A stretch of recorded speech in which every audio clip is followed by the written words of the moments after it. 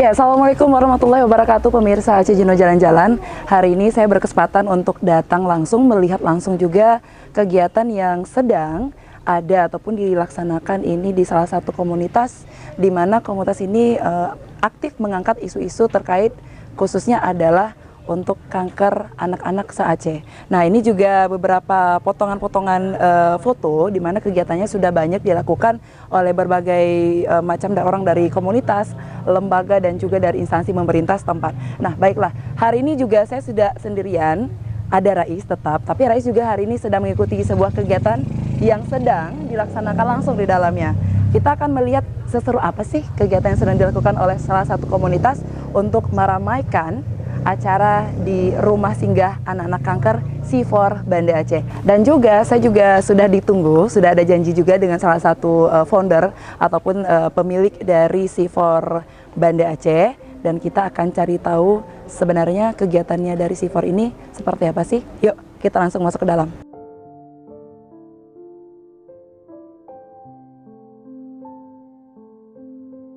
Halo, Assalamualaikum. Ya, selamat siang. Ini dengan Karatna.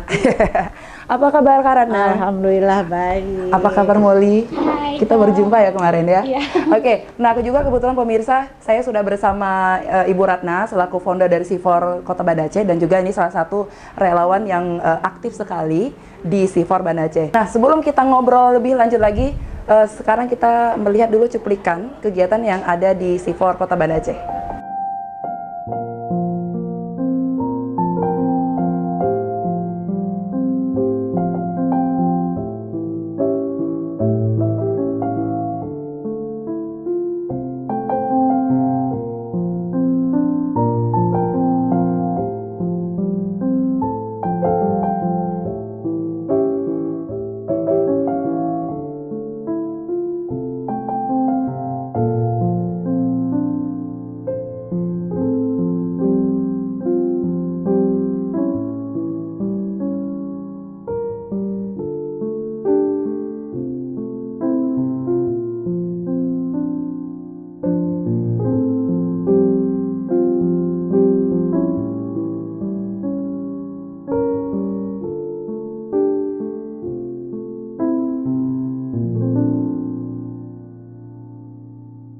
Oke, di Aceh Jino Jalan-Jalan kali ini, tadi juga dia juga udah ngomong di depan bahwasanya hari ini saya berkesempatan untuk hadir ataupun datang melihat langsung kegiatan yang sedang dilaksanakan di C4 Banda Aceh, dan saya sudah bersama Ibu Ratna selaku founder C4 Banda Aceh, dan juga ada murid dari relawan C4. Masih aktif ya, Mol? Insya Allah. Amin, mudah-mudahan. Kak Ratna, saya manggilnya Kak Ratna aja ya. Kak, kita kan juga udah berapa kali untuk mengundang Kak Ratna langsung live di Aceh Jino yang ada di studio di Aceh TV. Nah, kali ini kan ada yang spesial. Kita langsung melihat seperti apa sih kegiatan yang ada di C4. Cerita sedikit dong. Ini awalnya nih, ini idenya siapa dulu nih? Kalau untuk apa namanya? Moralnya ya. Moral itu anak-anak relawan. Anak-anak relawan memang jadi menumpahkan ide kreatif mereka dalam C4 ini juga. Iya. Tadi juga di luar kan kita ngelihat tembok-tembok C4 juga dipenuhi dengan gambar-gambar lucu-lucu. Gambar-gambar. Ini sebenarnya punya makna khusus nggak sih Kak, dengan adanya gambar-gambar lucu ini? Kalau untuk gambar-gambar ya sesuai dengan ini Anak-anak. anak ya, anak-anak. Jadi ya kalau ngeliat gambar-gambar itu kan mereka lucu gitu, lucu-lucu kayak gitu. Jadi menimbulkan rasa bahagia. rasa bahagia. Oke, nah Molly di C4 sendiri udah berapa lama sih aktifnya? Aku bilang di waktu masih duduk di bangku kuliah. Di bangku kuliah. Ya. Udah lama juga kan Udah lama selesai ini ya? dari tahun 2020. Nah, sekarang kegiatannya apa nih? Kegiatan sekarang paling kalau misalnya kerja itu kalau misalnya ada pasien-pasien kami turun ke lapangan gitu. Oke. Nah, karena Molly kan salah satu relawan, nanti kalian juga kerja. Semua relawan yang aktif di sini, apakah juga mereka punya kegiatan lain selain menjadi relawan? Iya. Jadi relawan kita ini macam-macam dari profesinya, baik dari ibu rumah tangga, dari mahasiswa, sedangkan saya sendiri juga bekerja. Oh ya? Jadi kita tidak mengikat secara mengikat, tidak. Jadi relawan ini adalah panggilan hati sebenarnya. Jadi ketika mereka punya waktu luang, daripada mereka kongko-kongko yang nggak karuan gitu, jadi mereka datang ke rumah singgah langsung berinteraksi dengan anak-anak cancer, atau mereka akan bertanya apa sih yang bisa saya bantu, misalnya. Oh, ada satu pasien yang memang awam sekali dengan prosedur administrasi rumah sakit. Jadi kan biasanya kan dari kampung-kampung kan kita tidak tahu bagaimana cara misalnya pendaftarannya seperti apa ke polinya, Iya, gitu prosedurnya gitu ya, Kak? prosedurnya. Iya, iya. Jadi terakhirnya relawan inilah yang akan mendampingin si pasien ke rumah sakit. Nah, Molly, membagi waktu antara pekerjaan dengan kegiatan yang ada di Sifor ini gimana sih? Itu sebenarnya kalau bilang waktu itu emang udah panggilan dari hati ya. Fleksibel tapi ya? Iya. Jadi kalau misalnya di waktu kerja memang udah waktu kerja tiba-tiba ibu nelfon nih, Molly tolong dong ke lapangan ada pasien nih. Itu apa-apa boleh buat, malah setuju ke lapangan gitu. Itu memang udah panggilan dari hati, mau kerja tetap terjun ke lapangan. Karena mikir saat kita menolong orang itu di waktu memang kita tuh lagi padat waktu jam itu luar biasa gitu. Misalnya dari segi kita bisa menolong nyawa, walaupun kita bukan seorang dokter ya, kita bisa menolong melalui energi kita gitu. Jadi rasa kemanusiaan tetap harus ada begitu ya untuk anak muda seperti Molly juga teman-teman relawan lainnya. Dan juga pemirsa, yang uniknya adalah kalau biasanya saya melihat ini beberapa yayasan komunitas yang memang aktif juga di sekitar kesehatan ya, karena saya melihatnya ini di tempat yayasan lain adalah kondisi rumah ataupun asrama ini kayak memang semacam mengingatkan dengan rumah sakit. Jadi kayak ada rasa-rasa yang serem dan segala macam. Tapi yang uniknya adalah Sifor ini berbentuk dengan rumah. Jadi kalau pemirsa bisa ngelihat datang langsung ke Sifor ini, begitu masuk ini ngerasanya udah kayak homey banget, kayak pulang ke rumah sendiri. Itu juga yang mungkin dirasakan oleh para keluarga pasien ya, karena ya. Cerita dong, ada yang keluarga pasien yang memang udah berulang kali untuk bolak-balik untuk cek kemo dan segala macam. Mereka kenapa sih bisa senyaman di sini? Oke. Jadi kalau sistem dari rumah singgah ini memang saya membuat rumah singgah ini seperti rumah keluarga. Jadi tidak ada antara sekat antara misalnya saya dengan sebagai founder dengan relawan dengan pasien. Jadi ketika saya sudah berada di rumah singgah, itu saya merangkul semuanya. Merangkul bahwa mereka itu tidak sendiri. Tidak sendiri berarti ada saya, ada relawan, ada yang lain yang akan menyupport mereka, memberi motivasi mereka, semangat mereka, sehingga yuk kita berjuang sama-sama. Jadi tidak ada istilah mereka sendiri. Iya, oke. Nah juga tadi di awal cuplikan ada video gitu ya. Ini tentang kegiatan beberapa mahasiswa yang mengatasnamakan relawan dari mahasiswa salah satu fakultas di Rusia juga hadir untuk meramaikan suasana anak-anak di rumah singgah Sifor, dan juga masih ada Karana dan ini sudah ada Kak Mai ya, ganti personil ya Kak Mai ya. Oke. Nah Kak Mai ini juga salah satu bisa dikatakan mahasiswa yang memang juga aktif di dunia relawan begitu ya Kak. Iya. Tapi kita juga akan cari tahu lebih dalam lagi seperti kegiatan dari Kak Mai dan juga teman-teman. Kesini nggak sendirian dong, dengan teman-teman. Dan juga tadi juga di awal juga sudah banyak cuplikan kegiatan-kegiatan yang dilakukan oleh teman-teman dari relawan mahasiswa ini ya. Nah kita juga masih menunggu teman saya, sahabat saya yang biasanya kalau di studio itu kan dia main gitar ya, karena udah kenal ya Rais. Waalaikumsalam. Nah ini juga ini telat nih hari ini. baru aja tadi diomongin kalau ini kita kedatangan fans. Oh, fans. Artis gitu ya. Iya, Apa kabar Rais? Alhamdulillah baik. Oke, ini juga teman-teman dan juga ini Ini juga teman saya sebenarnya. Oh ya? Iya.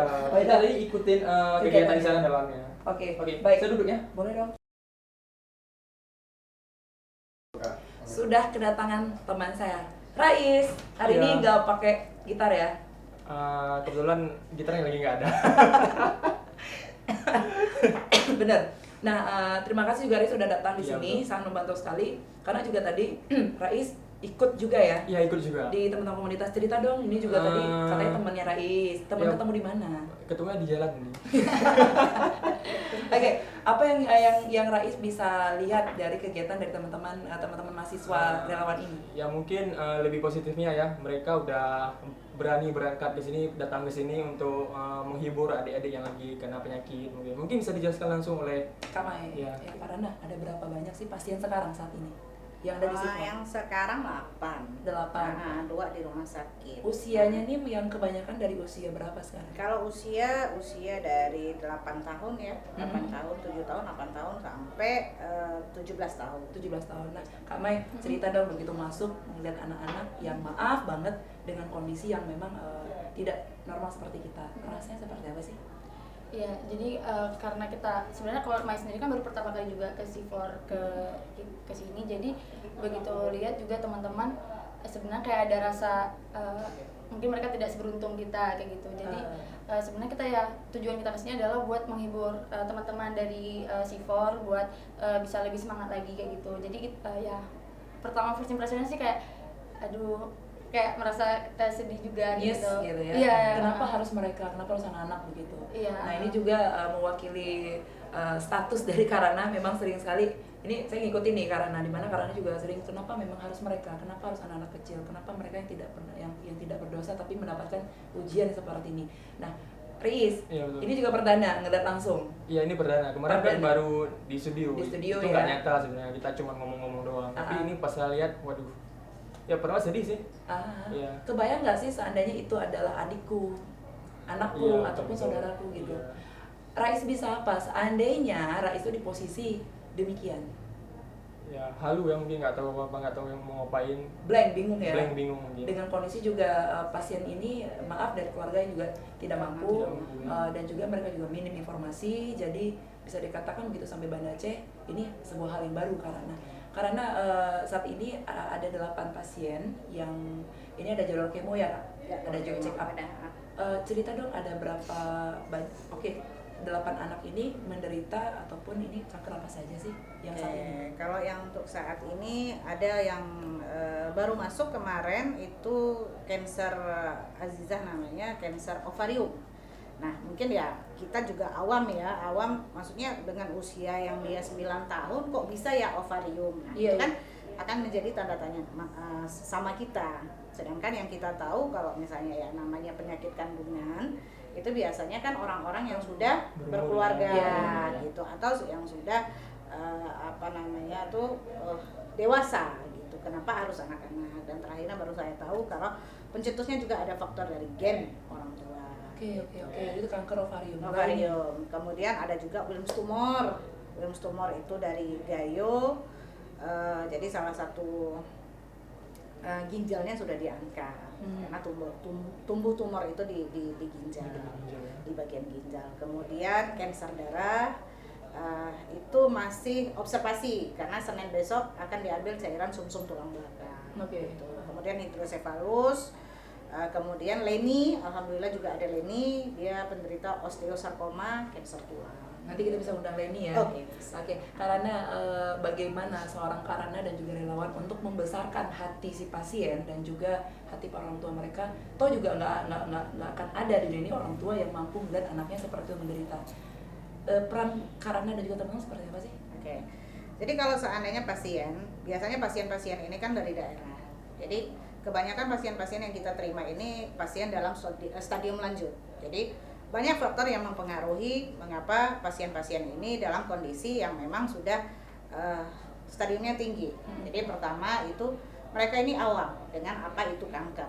Jadi misal contoh itu penyakit limfom. Jadi saya pernah ada satu anak yang dibawa ke sini lumayan besar sudah limfomnya. Kemudian saya tanya ini gejalanya seperti apa. Jadi waktu itu kata ibunya ada benjolan dan dia pikir itu seperti gondok. Nah, jadi orang-orang kampung ini kan biasanya ini kan benjolan kayak gondok dikasih blau. Iya. Sudah dikasih blau dibawa ke dukun. Nah sampai di dukun itu dikasih ramuan daun-daun entah apa ya ditempel. Nah terakhir lambat laun kanker ini akan semakin membesar, tumor ini akan semakin membesar. Nah ketika sudah membesar, otomatis kan jalur nafas itu kan agak susah, Terganggu, iya. agak terganggu. Jadi akhirnya dirujuk. Nah permasalahan kedua itu adalah masalah mereka ini kan kebanyakan dari menengah ke bawah. Iya. Nah menengah ke bawah untuk makan aja susah, apalagi untuk transport. Jadi mereka akan berpikir, aduh gimana ya kalau seandainya saya dirujuk ke Banda Aceh, uang dari mana, transport, terus sampai di sana nanti dirawat, pendampingannya seperti apa, makannya dari mana. Nah terkadang mereka ini memilih kata pasrah. Iya. Nah disitulah saya mulai membangun rumah singgah ini agar mereka-mereka yang dari luar daerah ini bisa singgah ke rumah singgah, kemudian kita bantunya seperti apa? Oke, kalau mereka nggak punya dana, kita carikan donatur. Oke, mereka tidak tahu, kita dampingin. Karena kebanyakan mereka-mereka ini dengar kata kemo itu juga takut. Iya. Jadi ada salah satu pasien yang mengatakan, Bu, saya takut anak saya di kemo. Kenapa saya bilang gitu? Kemo itu kata orang dimasukin di dalam tabung, terus diputer-puter, pakai mesin cuci. terus mati, Bu. Oh. Loh siapa yang bilang? Saya bilang gitu, siapa yang bilang? Saya bilang, ada orang di kampung, Bu. yang bilang seperti itu. Oh tidak, saya bilang. Kemo itu sama seperti infus, hanya saja obatnya itu dimasukkan ke dalam infus, lewat darah. Dan reaksi dari kemoterapi itu bermacam-macam. Memang salah satunya kulit menghitam, rambut rontok, muntah ataupun keluar darah. Nah, jadi edukasi yang seperti ini itulah yang kita lakukan, saya lakukan bersama-sama relawan, memberikan pemahaman kepada pasien agar ayo kita sama-sama kita bisa memberikan support, semangat, motivasi kepada anak untuk supaya sembuh. Oke, selama ini donaturnya tetap atau gimana nih? Kalau ditanya donatur ini yang agak susah. Karena ya mana tahu loh dengan adanya Aceh Jino Jalan-Jalan ini ada yang tergerak hatinya untuk menjadi donatur tetap. Amin. Amin. Jadi kalau untuk donatur ya alhamdulillah saya berkeyakinan bahwa donatur yang paling kuat itu yang di atas. Oke. Allah. Cuma satu. Jadi tidak ada donatur tetap, tapi donatur-donatur yang datang kemari adalah donatur yang mempunyai hati yang memang tergerak untuk membantu anak. Jadi bersifat individu. Oh oke, mereka mempunyai rezeki yang lebih, nanti tiba-tiba datang. Mereka tidak menyebutkan nama. Jadi kalau misalnya saya tanya sama Mirna yang mengelola rumah singgah, Mirna dari siapa? Dari hamba Allah. Atau misalnya saya membuat kadang di FB saya buat status, kemudian nanti ada yang inbox, Kak Ratna ada sedikit rezeki katanya gitu, minta nomor rekening dong katanya. Itu baru saya kasih nomor rekening. Luar biasa ya Kak Ratna ini. Ya benar, karena juga nggak bisa semua orang juga yang punya hati seluas Kak Ratna. Nggak gampang loh Rais. Yang setiap gampang lo kita kasih hati. Iya benar. Udah berapa lama Kak? Sorry. Alhamdulillah sudah jalan 5 masuk 6 tahun. 5 masuk 6 tahun. Seorang Kak Ratna yang harus melihat kedatangan, ya kemudian kesakitan dan sampai bahkan melihat anak kesayangannya Nina Sifon ini yang mendahului kita meninggal dunia. Ini rasanya mau gimana? Tercabik-cabik mungkin Rais. Cerita dong, mungkin juga Rais mau nanya sama Kak Mai tadi kegiatannya seperti apa? Mungkin ini sama Kak Mai ya. Ini komunitas atau gimana sih Kak? Ya kita sebenarnya dari organisasi Cimsa. Oh, organisasi Cimsa ya. Iya, organisasi Cimsa. Jadi teman-teman relawan begitu ya Kak Mai? Iya, kita sebagai relawan di sini. Terus kegiatan tadi yang dilakukan tadi sekilas sih kayak ngeliat ada yang gambar. Iya. Itu gimana sih? Ya jadi karena memang kita tujuan di sini adalah berkunjung dalam rangka menghibur adik-adik juga. Jadi kita di sini hanya membuat kegiatan yang ringan-ringan saja, kayak kita mewarnai bareng, terus juga ada main games bareng kayak puzzle, dan nanti juga ada bakal kita kasih kertas untuk mereka tulis cita-cita mereka, harapan mereka, jadi bisa sebagai motivasi mereka supaya bisa lebih semangat juga. Respon mereka gimana? Kedatangan kalian ini? Iya, jadi karena mungkin mereka juga umurnya masih tergolong anak-anak juga, jadi mereka kan pasti semangat gitu, senang karena kita juga ngajaknya kayak hal-hal yang ringan gitu. Mereka juga tadi alhamdulillah seperti yang saya lihat juga mereka menikmati dengan kegiatan yang kita tawarkan. Kami baru 1 jam di sini. Nah, pasti udah ada dong begitu lihat anak, aku jatuh cinta nih sama nih anak. Udah ada? Tadi ada satu, tapi belum tahu namanya sih. Kecil? Iya, kecil. Khairil ya? Khairil. Dia yang di depan tadi sempat dibawa ke depan. Khairil. Oh ya, Itu yang dibawa ke studio kemarin bukan? Iya betul ya, mungkin ada di studio Khairil ya. Oke, ngelihat tadi sempat nanya-nanya lihat Khairil segala macam teman-teman adik-adik kita gitu ya. Apa yang bisa Kak Mai dan juga teman-teman untuk berikan gitu. Kita nggak melihat dari secara materi saja, tapi ya dukungan apa yang bisa Kak Mai berikan dengan teman-teman terhadap anak-anak Sifon. Iya, jadi kalau misalnya kita ngomong di luar mungkin dari segi dana dan sebagainya, apalagi kami sebagai mahasiswa kan. Iya, duit aja masih minta.